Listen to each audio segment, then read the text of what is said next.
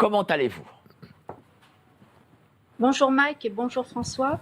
Bonsoir. Eh bien, pour répondre à votre question, je vais comme quelqu'un qui a un cancer métastasé, qui est en anémie depuis des mois et qui a qui a des persécutions juridiques depuis, des judiciaires depuis 2021. Voilà, pour vous donner une idée. Euh, alors, je ne veux pas être indiscret, je ne veux pas trahir des secrets médicaux, mais c'est quel type de cancer que vous avez? Enfin, vous pouvez ne pas répondre hein, si vous ne voulez pas. Hein. Oui, oui. Non, j'ai pas envie d'entrer dans les détails. C'est un cancer qui a été diagnostiqué très tard, qui s'est manifesté en 2022. Donc, vous voyez, c'est pas récent. Et je dois dire que même si je l'ai pas crié sur les toits, l'année 2022 a été épouvantable pour moi. J'ai eu de très nombreux problèmes de santé. Et c'est pour ça que je laissais de côté ce problème, parce que j'ai fait des infections en ORL j'ai eu un ulcère à l'estomac, j'ai perdu la moitié de mon audition à l'oreille droite. J'étais victime de très violentes migraines nauséeuses. J'ai passé des périodes où je ne pouvais même plus m'alimenter, où je vomissais même l'eau que je buvais tous les jours et de la bile en très grande quantité. J'ai été hospitalisée à plusieurs reprises, donc ma santé a vraiment commencé à se dégrader. Et en fait, pour ce cancer, je me suis couchée un soir, je n'avais rien, et le lendemain, j'avais une masse assez importante. Et moi, j'ai cru que c'était une tumeur bénigne. J'y ai pas prêté beaucoup d'attention, surtout qu'elle était sensible, douloureuse. Et alors dans ces cas-là, faut jamais aller se renseigner sur Google parce qu'on vous dit que une tumeur douloureuse n'est pas cancéreuse en général. Eh bien si, elle peut l'être. Et dans mon cas, elle l'était ô combien. Et j'ai laissé traîner. Et puis il faut dire aussi qu'en France, on a un système de santé qui est très délabré. Et lorsque j'ai voulu passer des examens, eh bien, c'était 6 à 8 mois de délai. J'habite dans une ville moyenne. Il y a de nombreux centres de radiologie et malgré tout, c'était 6 à 8 mois de délai. Je n'avais plus de médecin traitant parce que j'avais quitté mon département. Je n'en trouvais aucun, que ce soit dans ma ville ou les villes aux alentours. Donc, je suis restée près d'1 an sans médecin traitant. J'allais me faire soigner aux urgences. Voilà, jusqu'à ce que j'en trouve enfin un et que je lui parle de cette masse. Et lui, bon, c'est ce qui l'a inquiété le plus parmi mes problèmes de santé. Il m'a envoyé faire des examens en urgence. Et bon, là, même avant les résultats de la première biopsie, on m'a fait comprendre que j'avais un cancer. C'était très grave. Et en fait, je l'ai appris quelques jours après notre dernière interview au mois d'août l'an dernier. Et vous me disiez, oh, vous avez l'air en forme, vous avez l'air. Ben oui, parce qu'on s'est vu, vous et moi, on s'est vus, je vous ai interviewé, et en effet, vous avez en forme, et j'ai été très surpris par cette annonce, parce que ça m'avait l'air d'un coup si soudain. Et comme là, on voit des recrudescences de maladies comme ça qui arrivent miraculeusement, donc je me suis posé la question si ça ne venait pas de là, quoi. Si derrière, on n'a pas voulu, enfin, vous comprenez ce que je veux dire? Oui, je comprends tout à fait. Bon, je ne saurais dire ce qui s'est passé réellement. Comme je vous dis, voilà, je me suis réveillée un jour avec une tumeur assez conséquente qui n'était pas là la veille. Et ça faisait des mois et des mois que j'avais des problèmes de santé, comme je vous l'ai dit. Et donc là, bon, s'en est suivi des moments très, très difficiles, d'autant plus que mon cancer a très vite métastasé. Voilà, donc j'ai plusieurs foyers cancéreux et la tumeur n'est pas opérable en l'état, donc je suis un traitement pour tenter de la faire diminuer avec des effets secondaires absolument épouvantables. Alors j'ai refusé la chimiothérapie c'est qu'il y a beaucoup de gens qui pensent que je suis sous chimio et qui m'ont envoyé des conseils pour pallier aux effets secondaires de la chimio, mais je l'ai refusé. J'étais totalement contre, déjà avant d'avoir un cancer, et c'est pas parce que j'en ai un que j'ai changé d'avis. Donc, il a fallu voilà, trouver autre chose. J'étais obligée d'accepter autre chose et j'ai dû faire des pauses parce que je l'ai tellement mal supporté. Je pouvais plus marcher tellement j'avais de la sciatique, de la lombalgie. J'ai aussi, à cause de ce traitement, de l'ostéoporose. Donc, en fait, on essaie de me traiter d'un côté, mais on me déglingue de l'autre. Et je dois prendre des traitements, d'autres traitements pour pallier aux effets secondaires. Je vis avec la fatigue quotidienne. Et ça, c'est vraiment le plus difficile. Comment vous le C'est un vivez ça chaque jour? c'est un combat au quotidien contre l'asthénie, contre les douleurs musculaires, articulaires, et j'en passe. Plus j'ai aussi, toujours ces migraines, nauséeuses très violentes, de temps à autre, qui durent 3 jours à 1 semaine, voire plus longtemps. Un ulcère à l'estomac, faut dire qu'avec toutes les persécutions que j'ai subies, j'ai énormément stressé, j'ai subi beaucoup de chocs émotionnels. Donc, pour les médecins, c'est surtout ça qui a joué. Étant donné que j'ai toujours mené une vie très saine, j'ai une parfaite hygiène de vie, j'ai jamais bu, jamais fumé, je suis quelqu'un qui me nourrit essentiellement de fruits et légumes bio. Donc, en fait, je fais tout ce qu'il faut faire pour normalement éviter un cancer. De l'exercice physique, de la marche, enfin, bon, voilà. Et ça m'est quand même arrivé. Quelles sont vos chances de rémission? Est-ce que vous le savez? Oui, je le sais. Alors, écoutez, j'ai moins, en tous les cas, ce que je peux vous dire, c'est que j'ai moins 30 de chances de survie à 5 ans, même en faisant tous les protocoles, traditionnels que l'on me propose, et j'ai 70 de risque de récidive si j'arrivais à être en rémission. Plus, de toute façon, un traitement à vie, et ce même traitement que je prends en néoadjuvant et dont les effets secondaires sont invivables. Voilà, donc ça me laisse très peu d'espoir, très peu de perspectives. Si j'avais pas la foi et autant de soutien et de monde autour de moi, ça serait encore plus difficile à supporter. Oui, mais malgré tout, vous vous battez. Je sais, pour vous connaître, que vous êtes une femme courageuse, que vous ne laissez pas tomber. Donc, vous savez les pourcentages, bon ça c'est, des mathématiques, mais Oui. c'est pas vous, Ben, quoi. un médecin en janvier m'a donné 2 ans d'espérance de vie. Alors, donc logiquement, il me reste 1 an et demi si je me fie juste à sa parole. Mais bien sûr que j'ai eu l'occasion de discuter avec, des médecins, généralistes, conventionnels, mais qui en pensent un peu autrement, sur, beaucoup de sujets, y compris la cancérologie, et qui m'ont dit que bien sûr je devais pas me fier à, voilà, excusez-moi, hein, très, très difficile. Allez-y, prenez votre temps, on n'est pas pressé, ne vous Oui, inquiétez pas. oui, On comprend votre émotion, voilà, c'est normal. oui, Vous vous bien sûr. battez chaque Donc, jour, vous lancez des oui. affaires. Cette affaire-là que vous avez lancée avec grand courage, elle est allée jusqu'aux États-Unis. Concernant la santé de Natacha, le 13 mai, elle va faire un PET scan. De nouvelles zones de son sein sont touchées par le cancer. Elle a subi un traitement pour faire remonter sa tension qui était descendue à 8. La tumeur grossissait et l'a fait souffrir encore aujourd'hui beaucoup. Cela se répercute notamment jusqu'à la main avec, dit-elle, des décharges électriques, brûlures et autres piqûres. La douleur donc qui s'étend. Elle a commencé l'ivermectine qu'elle a réussi à se procurer par le biais de l'étranger, comme on le sait.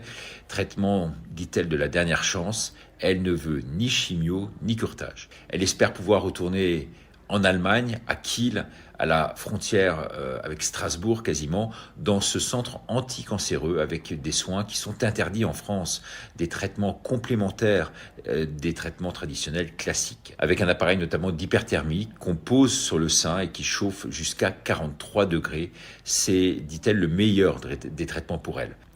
Mais à Kiel, il faut savoir, le traitement coûte cher, de 3 000 euros, pour éviter que les métastases ne se démultiplient et permettre donc de faire remonter ces fameuses globules rouges.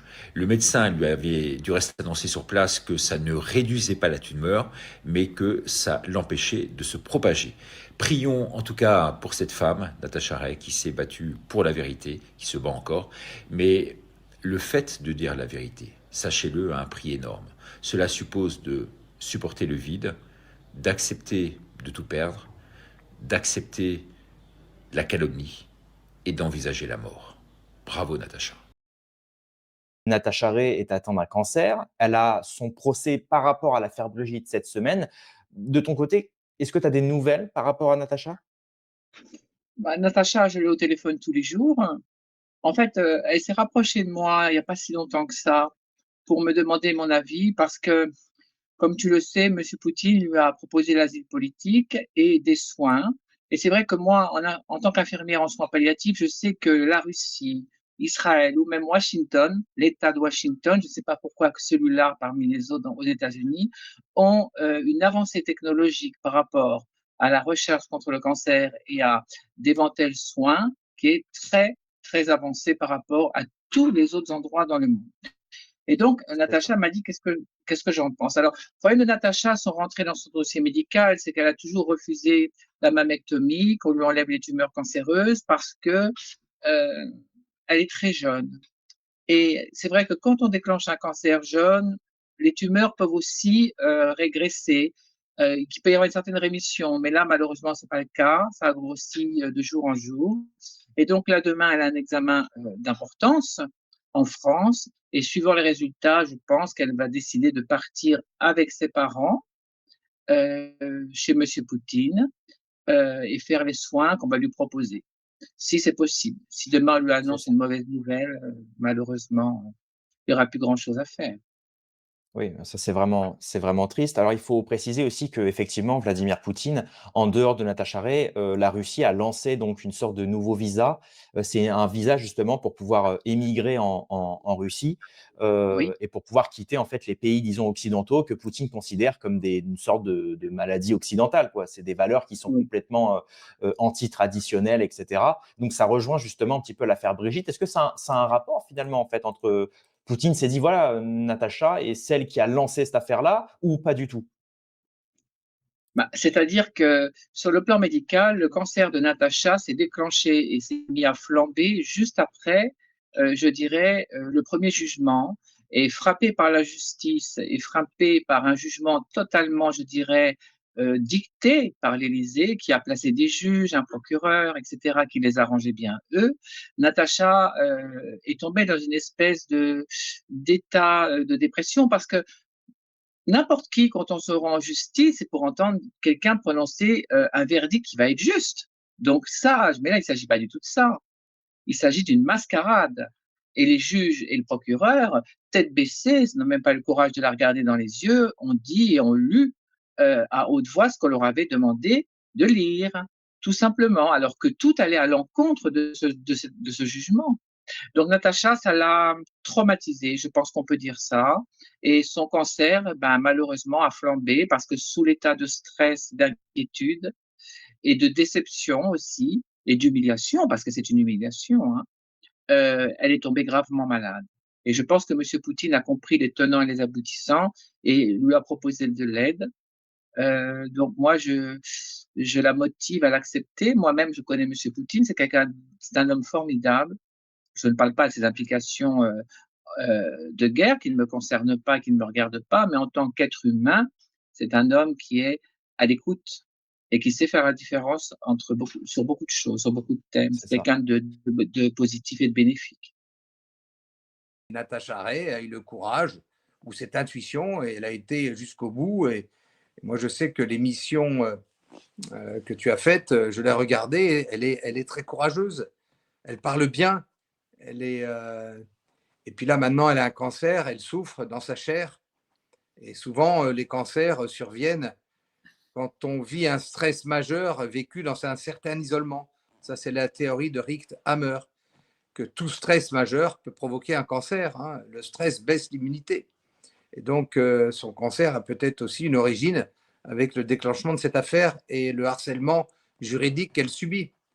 Évidemment, elle n'a pas les moyens, elle n'a pas des armées d'avocats, elle n'a pas les moyens financiers pour se payer des armées d'avocats.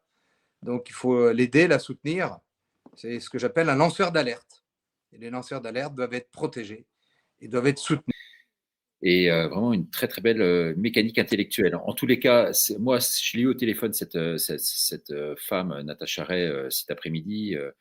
Il y a 3 choses qui me viennent à l'esprit. La première, c'est d'abord sa sérénité. Sa sérénité.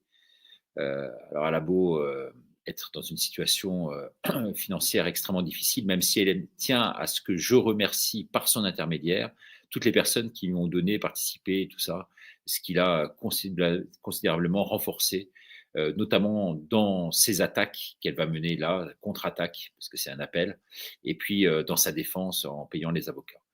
Et donc voilà, la cagnotte sert en grande partie à ça. Donc ça, c'est la première chose, c'est qu'elle est dans une situation financière vraiment très difficile, et pourtant elle ne se plaint pas. Et pourtant elle rigole.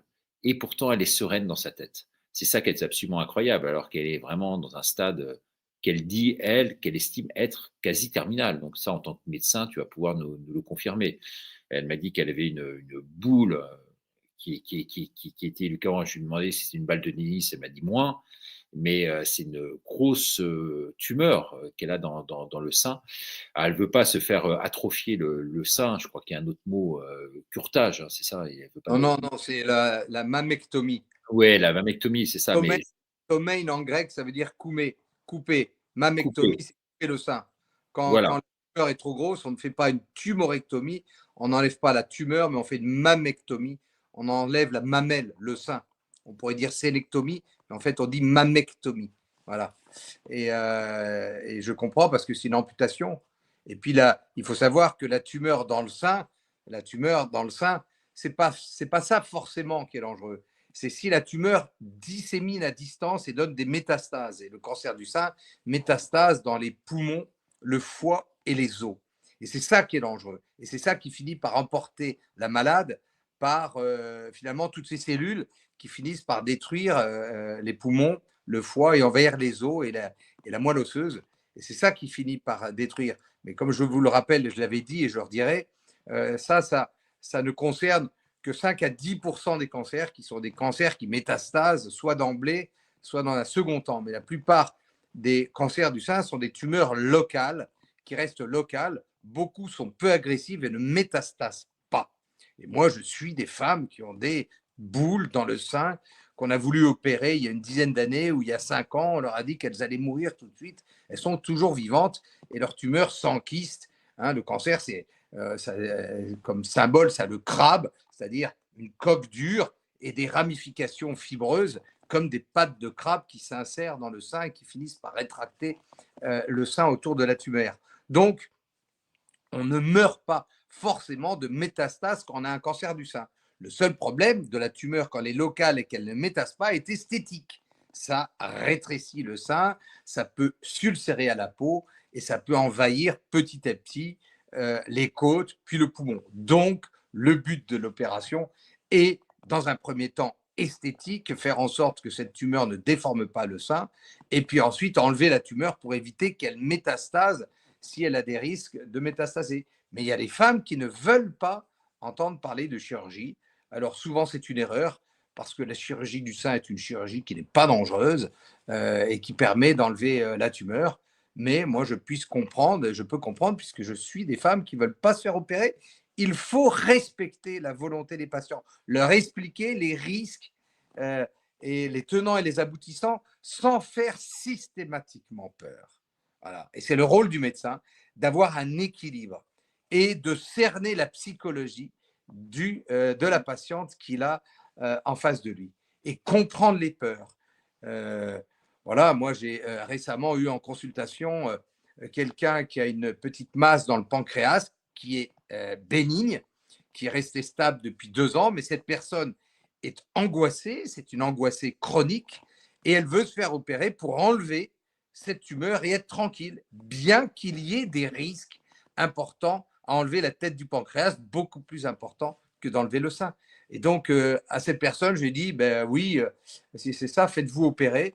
parce que si tel est votre souhait, et si l'anxiété de garder cette tumeur risque de transformer cette petite tumeur bénigne en tumeur maligne, ben moi je pense qu'il y a plus d'intérêt à vous faire opérer qu'à ne pas vous faire opérer. Et donc, ce n'est pas un dogme, la médecine, on s'adapte à chaque personne. Et donc, Natacha, si tu nous écoutes, je te tutoie parce que je ne te connais pas, mais je tutoie les personnes que je respecte. Alors, je vais te livrer un scoop. Ouais, Je te livre un scoop. ouais. Ça va t'intéresser et ça va intéresser tous nos téléspectateurs.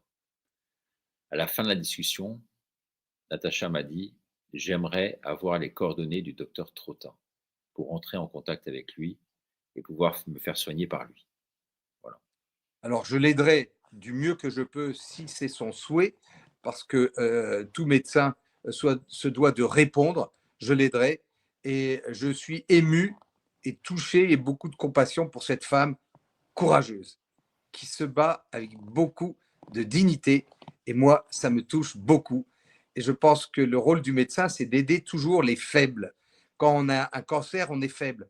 Quand on est attaqué en justice, on est affaibli.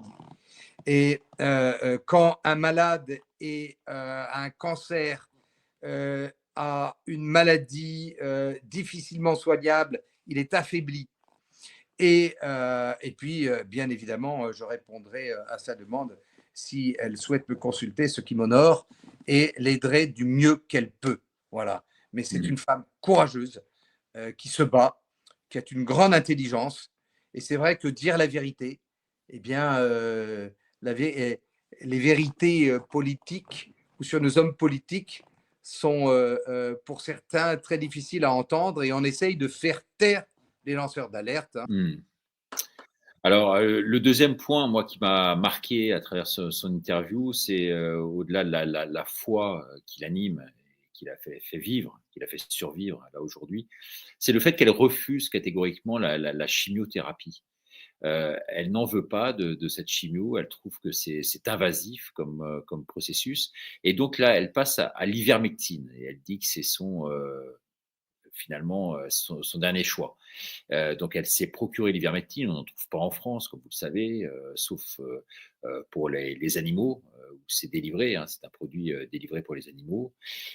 Mais bon, sinon, il faut passer par des voies détournées, et c'est ce qu'elle a fait pour pouvoir s'en procurer. Et on dit que l'ivermectine soigne le cancer. Est-ce que toi, tu as des informations là-dessus ou pas? Alors que je vais remettre la recharge de mon ordinateur qui est malheureusement pas branché. Vas-y, tu peux répondre, hein. Oui, oui, alors moi, je ne suis pas cancérologue, je ne suis pas spécialisé dans le traitement des cancers, mais j'ai une approche globale du traitement du cancer. J'ai lu beaucoup, j'ai encore beaucoup à lire et beaucoup à apprendre, et il y a une théorie parasitaire du cancer qui est assez intéressante, et avec des cas de guérison de gens qui ont pris des antiparasitaires comme l'ivermectine. Eh bien, ça vaut le coup d'être essayé parce que ce n'est pas dangereux. Et mais je n'ai pas de statistiques, et de toute façon, chaque cancer est unique. Chaque personne qui a un cancer est unique et doit être traitée de façon personnalisée. Parce qu'il n'y a pas de cancer qui se ressemble.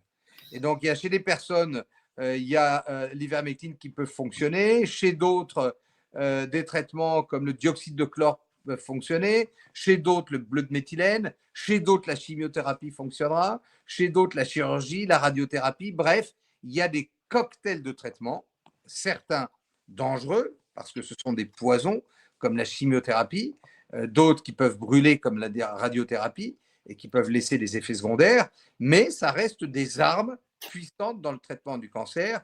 Il y a des progrès qui sont faits dans des thérapies ciblées pour les cancers. Donc, la chimiothérapie n'a pas fait tellement de progrès depuis ces 30 à 40 dernières années. Elle tue à peu près la moitié des malades de cancer meurent de chimiothérapie. Mais il y a maintenant des thérapies ciblées qui permettent notamment de traiter les cancers du sein avec métastase et notamment les mélanomes avec métastase avec des cas de guérison incroyables. Donc, la médecine moderne continue à faire des progrès, mais avec encore trop d'effets secondaires. Et la médecine naturelle et les médecines alternatives ont toute leur place pour traiter en collaboration, c'est ce qu'on appelle la médecine intégrative, des cancers. Donc, oui, pourquoi pas, il suffit de lire des livres de patientes ou de patients atteints de cancer et qui ont écrit leur témoignage pour savoir que D'abord, vous êtes votre meilleur médecin en vous battant, en cherchant des solutions, en trouvant des thérapeutes qui correspondent à ce que vous êtes et qui vont vous accompagner de façon personnalisée. Mais c'est souvent un parcours du combattant. Et ça représente que 5% des malades atteints de cancer. 90 à 95% sont assez passifs et se laissent embarquer dans la voie industrielle du cancer, qui est la voie occidentale de traitement du cancer, avec des guérisons, certes, mais avec aussi des échecs colossaux. Alors effectivement, Natacha, elle, donc a choisi cette option-là. Elle veut se battre et se battre jusqu'au bout parce que malgré tout, elle dit que c'est sa raison de vivre. Alors on serait en droit de pouvoir imaginer que compte tenu de sa situation et ô combien périlleuse là aujourd'hui, elle lâche prise. Et pourtant, non. Est-ce que tu crois que derrière tout cela, c'est plutôt bon signe? Est-ce que, d'après ce que tu vois dans tous tes patients, ceux qui ont envie de se battre arrivent par le biais d'une voie complètement détournée, mais à surmonter l'obstacle et à pouvoir finalement obtenir la voie de la guérison, plus que des personnes qui, de tempérament, se laissent aller et donc se laissent mourir. Ah ben c'est sûr que le patient qui va se battre aura 10 fois plus de chances de guérison que celui qui va rester passif. Celui qui est fataliste risque d'aller vers la voie de la fatalité, alors que celui qui se bat ou celle qui se bat comme Natacha, ben, elle met toutes les chances de son côté, parce que le pire n'est jamais sûr. N'est jamais sûr. C'est pas parce que vous avez un cancer avec des métastases que vous allez mourir. Non, il y a des cas de guérison incroyables ou de stabilisation ou de rémission qui sont possibles, parce que rien n'est impossible à Dieu. Hein, Natacha peut demander la guérison à Dieu. Dieu peut lui obtenir la guérison. C'est possible. Il y a des cas de guérison inexpliqués tous les jours qui sont dus à une intervention divine, qui sont dus à un changement psychologique. La puissance de la psyché sur nos cellules cancéreuses est colossale.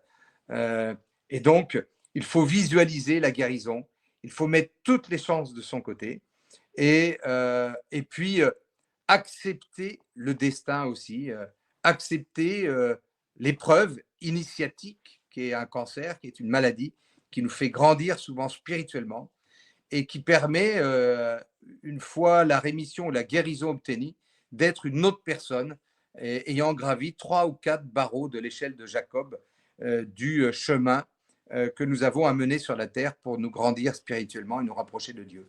Eh bien, le cancer fait partie de ces voies-là. Évidemment, une voie avec beaucoup de souffrance, mais souvent la souffrance, on le dit bien, la souffrance est rédemptrice, c'est-à-dire la souffrance, elle est salvatrice, elle nous sauve parce qu'elle nous fait prendre conscience de nos limites, de notre état mortel. Et c'est souvent là, au pied du mur, au pied de l'échelle, qu'on réagit, qu'on a un sursaut et qu'on gravit les barreaux de l'échelle. Et donc, voilà, je pense que la foi aide, le courage aide, la volonté, le caractère. Et d'ailleurs, on le voit bien, Natacha, en dévoilant cela, a fait preuve d'une force de caractère peu commune. Et donc, ça ne m'étonne pas qu'elle se batte comme une lionne face aux accusations et face à ces cellules cancéreuses, et qu'elle peut gagner. Qu'elle est, vous savez, qui a gagné hein? C'est Goliath? Non, c'est David. Et donc, c'est notre petit David, Natacha. Et donc, elle peut gagner face au Léviathan et au Goliath étatique qui essaye de l'attaquer et de la réduire en poussière. Et puis, c'est comme ça qu'il faut voir la maladie. Alors, c'est pas facile quand on est tout seul, qu'on est là à se battre sur 2 fronts, parce qu'elle se bat sur 2 fronts. Mais c'est un front commun. Et je pense que ce que tu fais, Richard, est fondamental parce que ça montre que Natacha n'est pas seule et qu'elle touche les cœurs. Et que cette femme est courageuse. Et souvent, on fait passer ces femmes-là, autrefois, on l'aurait fait passer pour une hystérique. Et elle aurait été enfermée en prison, comme exactement c'est la maîtresse de Rodin, cette Claudel, comme Camille Claudel. Voilà, c'est notre Natacha Ray, c'est notre Camille Claudel. Voilà, on veut la faire passer pour folle. C'est une folle. Donc, on peut pas trop l'interner psychiatriquement parce qu'on n'est pas encore en Union soviétique, bien que certains sont internés ou sont emprisonnés pour leurs idées politiques. Donc, on l'a fait passer pour folle, etc., pour une hystérique, etc. C'est facile de discréditer une femme seule, comme ça, qui souffre, qui est atteinte d'un cancer, etc. Eh bien, moi, j'admire son combat, son courage. Je la catalogue pas dans la case folle, dans la case complotiste, dans la case illuminée. Non, je pense que c'est une femme qui réfléchit, qui a du bon sens, qui a une intelligence incroyable et qui nous fait réfléchir, qui nous fait poser des bonnes questions. Merci Natacha.